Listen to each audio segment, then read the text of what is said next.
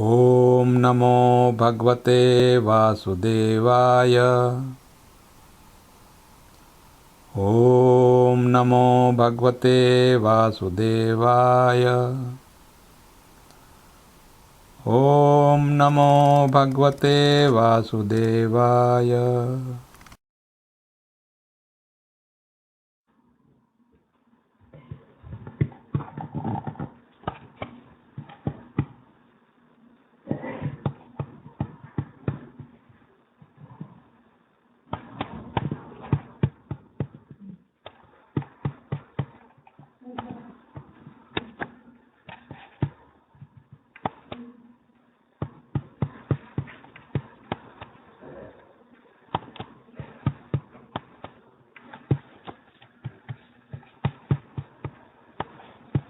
जय राधा माधव कुंज विहारी।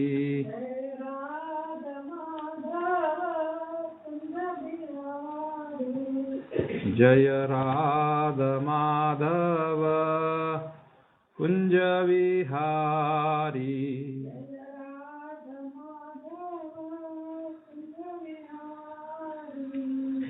गोपी जन वल्लभ गिरिवरधारी।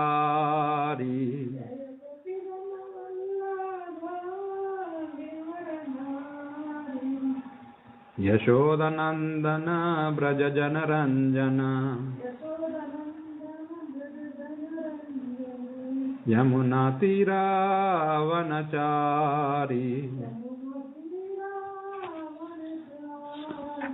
जय राधा माधव कुंज विहारी।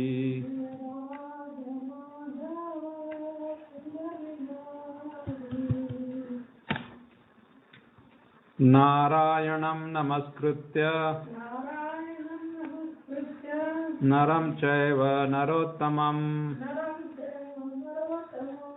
देवीं सरस्वतीं व्यासं ततो जयमुदीरयेत्। नष्टप्रायेषु अभद्रेषु नित्यं भागवत सेवया भगवती उत्तम श्लोके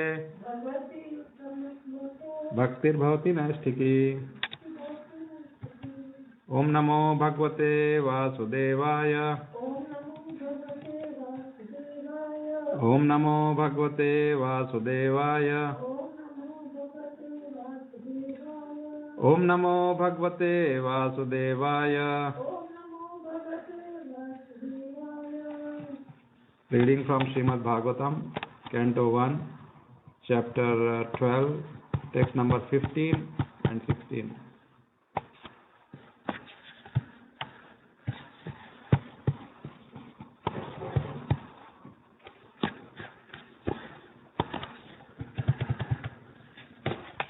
Tam uchur brahmanastushta.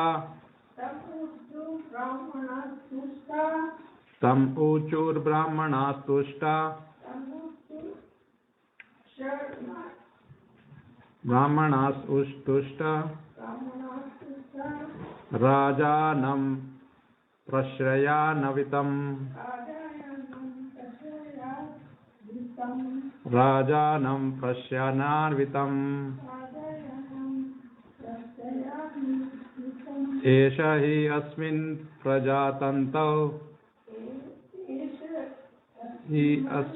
प्रजातन्तौ पुरूणां पौरवर्षभ।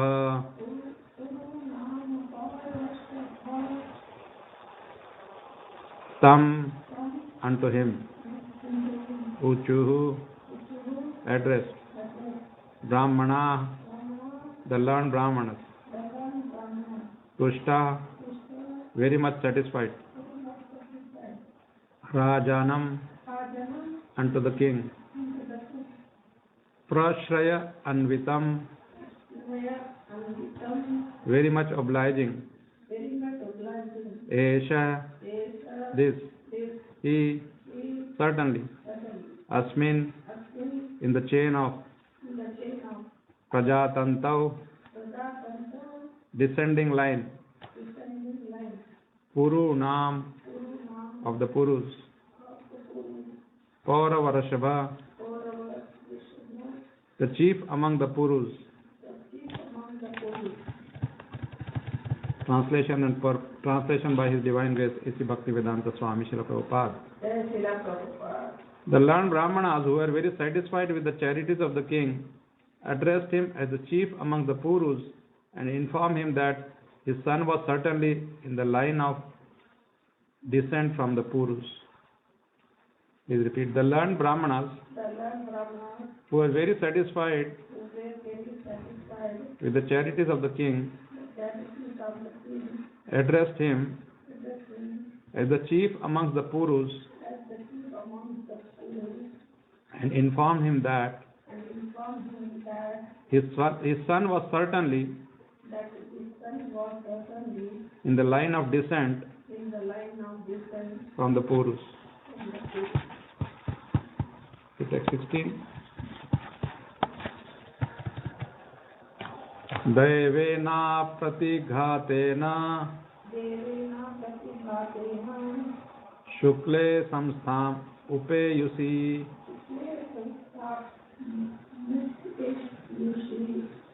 rato vo anugraharthaya Vishnuna Prabhavishnuna. The Brahmana said, this spotless son has been restored by the all-powerful and all-pervasive Lord Vishnu, the personality of Godhead, in order to oblige you. He was saved when he was doomed to be destroyed by an irresistible supernatural weapon. Purport. The child Parikshit was saved by the all-powerful and all-pervasive Vishnu, Lord Krishna, for two reasons. The first reason is that the child in the womb of his mother was spotless due to his being a pure devotee of the Lord. The second reason is that the child was the only surviving male descendant of Puru, the pious forefather of the virtuous king Yudhishthira. The Lord wants to continue the line of pious kings to rule over the earth as his representatives for the actual progress of a peaceful and prosperous life. After the battle of Kurukshetra, even up to the next generation of Maharaj Yudhishthira was annihilated, and there were none who could generate another son in the great royal family. Maharaj Parikshit, the son of Abhimanyu, was the only surviving heir apparent in the family, and by the irresistible supernatural Brahmastra weapon of Ashwathama, he was forced to be annihilated. Lord Krishna is described herein as Vishnu, and this is also significant. Lord Krishna, the original personality of Godhead, does not work of protection and annihilation in his capacity of Vishnu. Does the work of protection. Okay. Lord Vishnu is the plenary expansion of Lord Krishna. The all-pervasive activities of the Lord are executed by him in his Vishnu feature. Child Parikshit is described here as spotlessly white because he is an unalloyed devotee of the Lord. Such unalloyed devotees of the Lord appear on the earth just to execute the mission of the Lord. The Lord desires the conditioned souls hovering in the material creation to be reclaimed to go back home, back to Godhead, and thus he helps them by preparing the transcendental literatures like the Vedas, by sending missionaries of saints and sages, and by deputing his representative, the spiritual master. Such transcendental literatures, missionaries, and representatives of the Lord are spotlessly white because the contamination of the material qualities cannot even touch them. They are always protected by the Lord when they are threatened with annihilation. Such foolish threats are made by the gross materialists. The Brahmastra, which was thrown by Ashwathama at the child Parikshit, was certainly supernaturally powerful, and nothing of the material world could resist its force of penetration. But the all-powerful Lord, who is present everywhere, within and without, could counteract it by his all-powerful potency, just to save a bona fide servant of the Lord and descendant of another devotee, Maharaj Yudhishthira, was always obliged by the Lord by his causeless mercy. Om Ajnanatimirandasya Jnananjanashalakaya Chakshurunmilitam Yena Tasmai Shri Guruve Namah. Namah Vishnu Padaya Krishna Pristhaya Bhutale Srimate Jayapataka Swaminiti Namine. Namah Vishnu Padaya Krishna Pristhaya Bhutale Srimate Bhakti Vedanta Swaminiti Namine. Namaste Saraswati Deve Gauravani Pracharine Nirvishesha Shunyavadi Paschatya Deshatarine. Jai Shri Krishna Chaitanya Prabhu Nityananda Shri Advaita Gadadhara Shivasadi Gaura Bhakta Vrinda. Hare Krishna Krishna Krishna Hare Hare Hare Rama Rama Rama Hare Hare. Tam uchur brahmanastushta rajanam prasharyanvitam eshahi asmin prajatanto purunam pauravarshabha. The learned brahmanas, who were very satisfied with the charities of the king, addressed him as the chief amongst the Purus and informed him that his son was certainly in the line of descent from the Purus.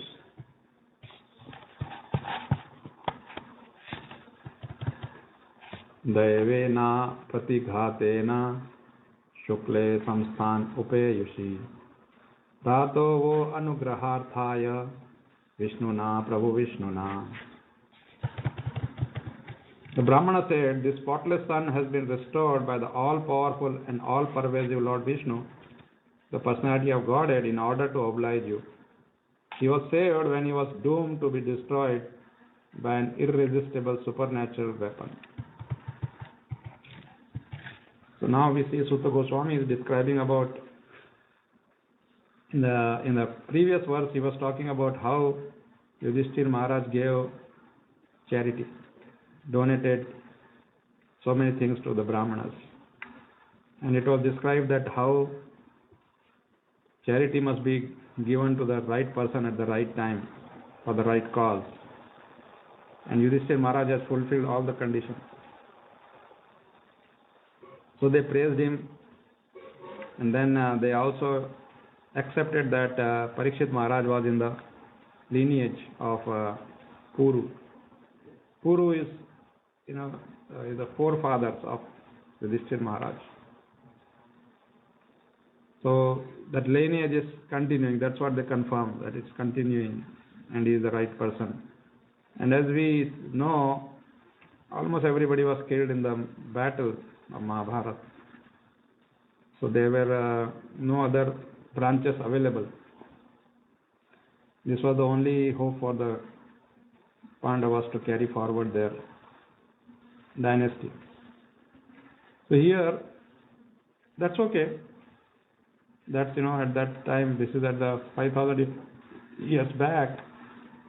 And now, it was not that when a girl was born, she was killed or something, which is happening now.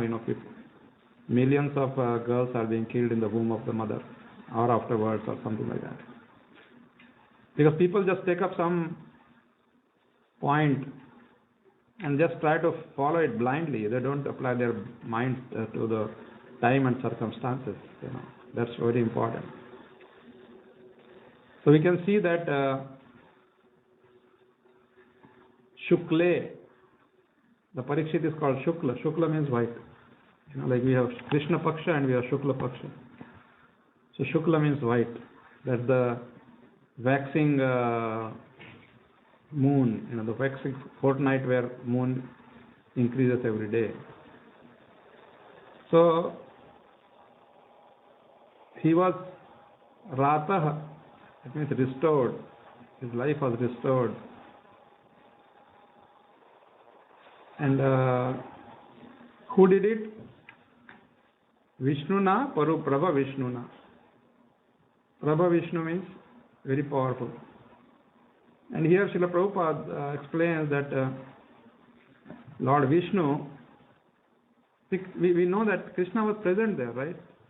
Krishna was the one who saved Parikshit Maharaj in the womb. But here in this verse, Sutta Goswami is saying Vishnu. So we see that, Krishna